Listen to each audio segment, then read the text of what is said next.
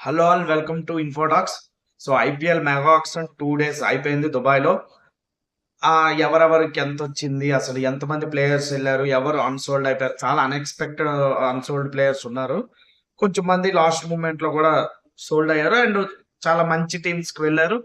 ఆ టీమ్‌కి చాలా ఉపయోగకరమైన ప్లేయర్స్‌గా కూడా మారబోతారు అని అనిపించింది నాకైతే. సో ఓవరాల్‌గా అయితే మాత్రం యాస్ యూజువల్ అనుకున్నట్టుగానే marquee set 1 and marquee set 2 players చాలా గట్టి ప్రైజెస్‌కి వెళ్లారు. ముఖ్యంగా ఎవరి కోసమైతే గట్టిగా 30,00,00,000 వరకు ఎళ్తారు అనుకున్నారో, ఆ ప్లేయర్ అనూహ్యంగా ఆల్‌మోస్ట్ 27 క్రోర్స్‌కెళ్ళాడు. ఇంకో ప్లేయర్ ఎవరైతే ఎక్కువ వెళ్తాడో అనుకున్నారో, ఆ ప్లేయర్ ఆల్‌మోస్ట్ రికార్డ్ బ్రేక్ చేసేసాడు. బట్ ఈ అనూహ్యమైన హ్మ్, బిడ్ అనేది మళ్ళీ రావడం వల్ల ఆ ప్లేయర్ రికార్డ్ ఒక 25,00,000 గ్యాప్‌లో బ్రేక్ అయింది. బట్ ఓవరాల్‌గా మాత్రం ఇంకొక అన్‌ఎక్స్‌పెక్టెడ్ వచ్చింది. దానికోసం కూడా మాట్లాడుకుందాం.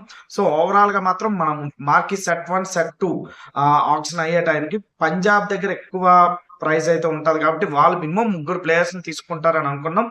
అనుకున్నట్టుగానే వాళ్ళు ముగ్గురు ప్లేయర్స్‌ని తీసుకున్నారు. ఫస్ట్ బిడ్ హర్షదీప్ సింగ్‌తో స్టార్ట్ అయింది. అండ్ హర్షదీప్ సింగ్‌తో స్టార్ట్ అవ్వగానే పంజాబ్ ఎస్ఆర్‌హెచ్ కూడా ఎందుకో హర్షదీప్ సింగ్‌ని కావాలని కోరుకున్నారు. ఎందుకంటే మేబీ ఆళ్ళకి కమిన్స్‌తో పాటు ఒక మంచి యంగ్ బౌలర్ కావాలి ఇండియన్ బౌలర్ అని అనుకున్నట్టున్నారు. సో హర్షదీప్ సింగ్ కోసం ఎస్ఆర్‌హెచ్ చాలా గట్టిగానే ఎళ్ళింది గానీ లాస్ట్‌లో పంజాబ్ ఆర్‌టీఎం చేస్తానన్నది. సో ఆర్‌టీఎం చేసుకోవడం వల్ల పంజాబ్ 18 క్రోర్స్‌కి హర్షదీప్ సింగ్‌ని తీసేసుకుంది. పంజాబ్ గాని హర్షదీప్ సింగ్‌ని తీసుకోకపోతే మాత్రం పంజాబ్ కంటా వరస్ట్ ఫ్రాంచైజ్ ఇంకోటి ఉండదు అని నాకైతే అనిపించింది ఆ మూమెంట్‌లో.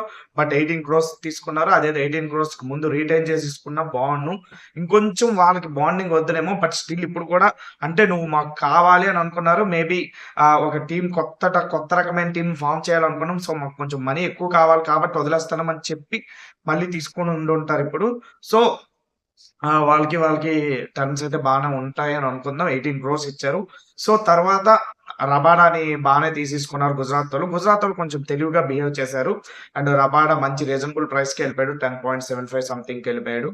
ఆ తర్వాత శ్రేయస్ అయ్యర్ వచ్చాడు. శ్రేయస్ అయ్యర్ కోసం మాత్రం మనం ముందే అనుకున్నాం. శ్రేయస్ అయ్యర్ ఢిల్లీకెళ్ళాలి అని అనుకున్నాం. బట్ పంజాబ్ శ్రేయస్ అయ్యర్‌ని అంత గట్టిగా కోరుకుంటుందని మాత్రం అనుకోలేదు. ఎందుకంటే పంజాబ్‌కి రిక్కీ పాంటింగ్‌కి, రిషబ్ పంత్‌కి కొంచెం ఆహ్, బాండింగ్ ఎక్కువ అన్నట్టు అనుకున్నాం. But Rishabh Pant Ricky Ponting ఢిల్లీని కూడా కోచింగ్ చేస్తున్నప్పుడు శ్రేయస్ అయ్యర్ కెప్టెన్ యాక్చువల్‌గా. సో, శ్రేయస్ అయ్యర్ కోసమే వాళ్ళు టార్గెట్ అన్నట్టు అనుకున్నారు. బట్ శ్రేయస్ అయ్యర్‌ని ఎందుకు అనుకున్నాము అంటే రిషబ్ పంత్ ఎలాగా ఎక్కువకెళ్తాడు. సో, శ్రేయస్ అయ్యర్ కోసమే ఎళ్ళాలని మేము ఫిక్స్ అయ్యాం అన్నట్టుగా రికీ పాంటింగ్ తర్వాత బ్రేక్‌లో చెప్పాడు. బట్ శ్రేయస్ అయ్యర్ కోసం ఇంత డెస్పరేటివ్‌గా ఢిల్లీ పంజాబ్ ఎళ్తాయని అనుకోలేదు. మినిమమ్ ఒక 17, 18 లేదా 20 వరకెళ్ళి ఆగుతారేమో అనుకోను. లేదు ఢిల్లీ వాళ్ళు కావాలని పెంచారా? లేదా శ్రేయస్ అయ్యర్‌కి ఆల్రెడీ మాటిచ్చారా? నిన్ను మాక్సిమం మేము తీసుకుంటామని మాటిచ్చారో తెలీదు గానీ, బిడ్‌లో మాత్రం టక ఎళ్లారు. లాస్ట్‌లో ఎందుకో 26.75 దగ్గర వదిలేశారు.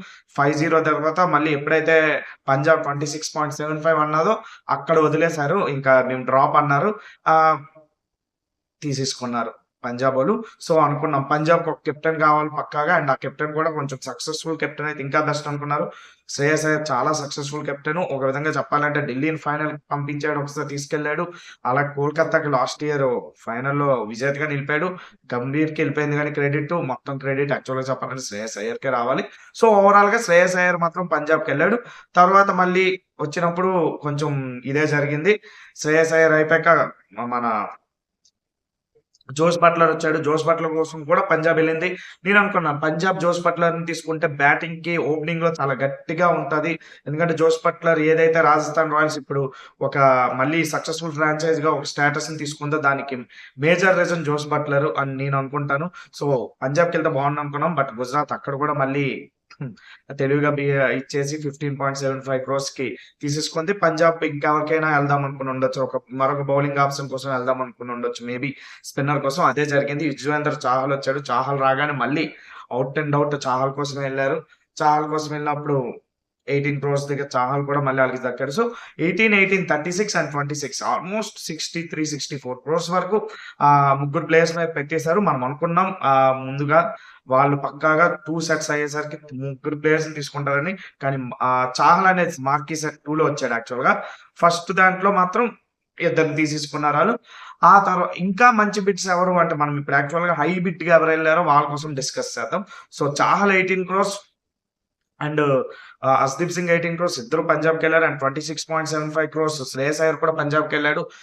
రిషబ్ పంత్ వచ్చాడు. రిషబ్ పంత్ రాగానే యాక్చువల్గా స్టార్టింగ్ లో రిషబ్ పంత్ ఎక్కువ ప్రైస్కి వెళ్ళడేమో అనిపించింది, ఎందుకంటే పెద్దగా ఎవరు ఫ్రాంచైజీస్ వాళ్ళని ఎవరు కోరుకున్నారో వాళ్ళే వెళ్ళారు తప్ప మిగతా ఎవరు వెళ్ళరు అనుకున్నాం. సడన్ గా ఎస్ఆర్హెచ్ వచ్చి బిడ్ పెంచింది.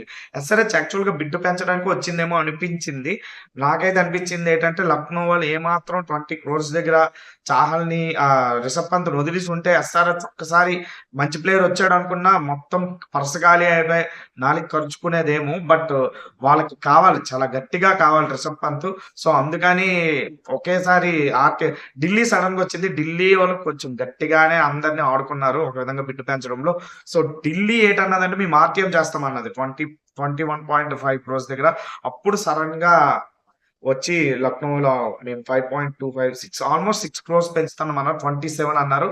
సో ఆక్షన్ హిస్టరీలోనే హైయెస్ట్ ప్రైజ్ వచ్చేసింది రిషబ్ పంత్ కి. 25 lakhs గ్యాప్ తోని రిషబ్ పంత్ హైయెస్ట్ అయిపోయాడు. శ్రేయస్ అయ్యర్ దాటేశాడు. ఇదంతా బాగానే ఉంది. మళ్ళీ తర్వాత కొంచెం మంది ప్లేయర్స్ కోసం మంచిగానే వెళ్ళారు. కేఎల్ రాహుల్ కోసం బెంగళూరు వెళ్తుంది అనుకున్నాం కానీ వెళ్ళలేదు. 14 crores దగ్గర మళ్ళీ కేఎల్ రాహుల్ ఢిల్లీకి వెళ్ళాడు. So Rishabh Pant and Lucknow KL Rahul ఇద్దరు స్వాప్ అయినట్టున్నారు లక్నోకి ఢిల్లీకి. సో ఇది కొంచెం ఇంట్రెస్టింగ్ అనిపించింది. మధ్యలో మిచెల్ స్టార్క్ వచ్చాడు. మిచెల్ స్టార్క్ కూడా ఢిల్లీకి వెళ్ళాడు. సో ఢిల్లీ మెల్లగా బిడ్ ని పెంచుతుంది. అలాగని ఆ బిడ్ ని ఎక్కువ వస్తున్న బిడ్ లో వాళ్ళు ప్లేయర్స్ ని తీసుకోవట్లేదు.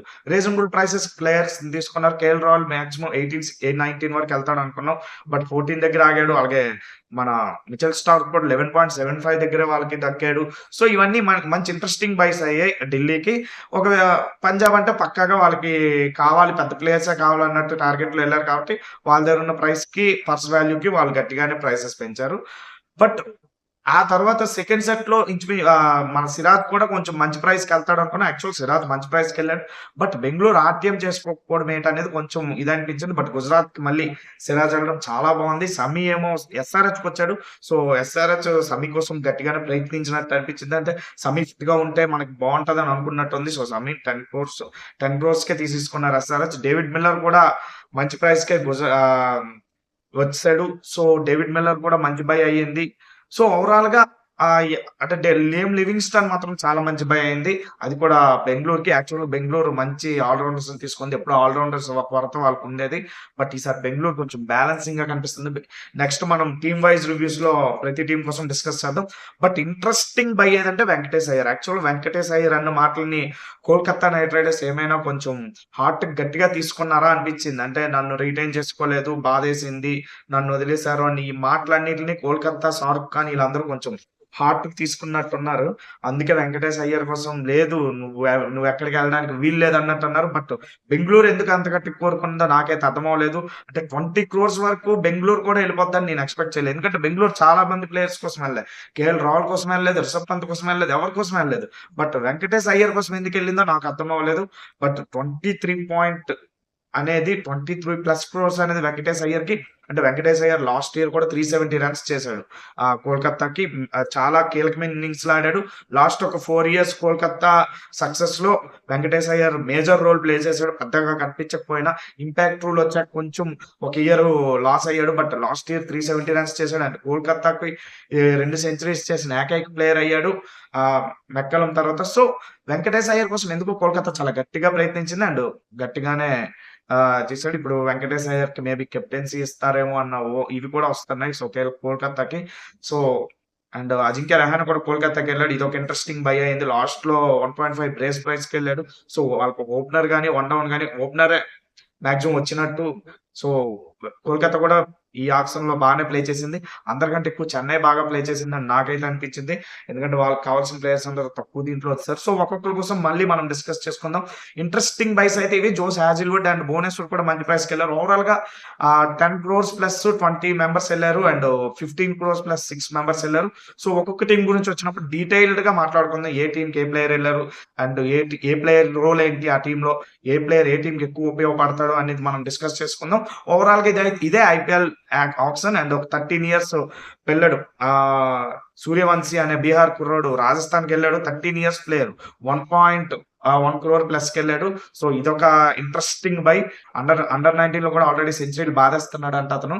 సో చూద్దాం. ఓవరాల్ గా ఇలాంటి ఇంట్రెస్టింగ్ బైస్ చాలా ఉన్నాయి.